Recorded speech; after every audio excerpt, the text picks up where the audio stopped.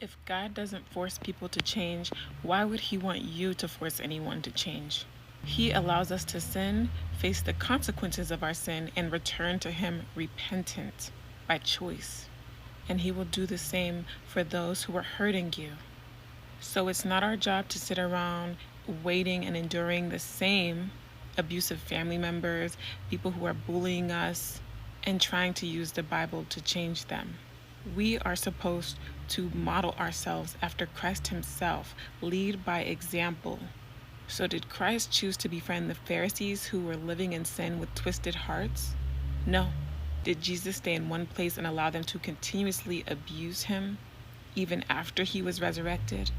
No. Psalm 26 says, "I do not sit with the deceitful, nor do I associate with hypocrites." Jesus didn't make it His mission to save solely any one person. His mission was to teach the gospel to as many people as would listen unapologetically. He sat with sinners who were willing to change and follow Christ, not resistant.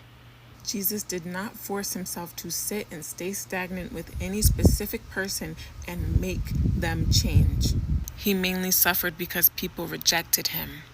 1 Peter says, "As you come to Him, the living stone rejected by humans, but chosen by God and precious to Him, you also, like living stones, are being built into a spiritual house to be a holy priesthood." So like that verse says, anyone who is following Christ is going to face rejection. That is the suffering, the testing of our obedience and the refining of our flesh to turn away from habitual sin and follow Christ. That is the suffering. But anyone who chooses to stay around any emotional, physical, or mentally abusive people outside of God's explicit instruction is going to suffer unnecessarily. God calls us to be separate from the world for a reason. He wants you to spread the gospel, deliver any messages that He gives you, then pray for your enemies. Be still and let the Lord fight for you, like Exodus 14:14 says. Many of God's chosen people are what people the world considers empaths, and so we find it hard to stop following our heart and to explicitly listen to God only. So when people are abusing us, we think it's our job to save them because we have a big heart. But it's not our job. You can't change anyone who is uncooperative and actively resisting change. And Jesus never tried to do that either. He's the example.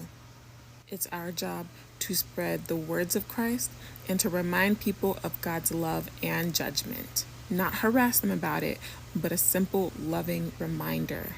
And then surrender that hurtful person to God and allow God to handle it by stopping all interactions with them. You stop all interactions, and you continue only in prayer and forgiveness in your heart towards that person. Forgiveness does not mean trusting them. Forgiveness does not mean letting them back in. They have to do the work on themselves to give their life to God. You planted the seed. Let God water it. Because holding on to abusive people will make you sick, and God does not want that for you. Thank you for watching. If you got this far, I really appreciate you, and I pray that this message was a blessing to you, and I can't wait to talk to you again soon.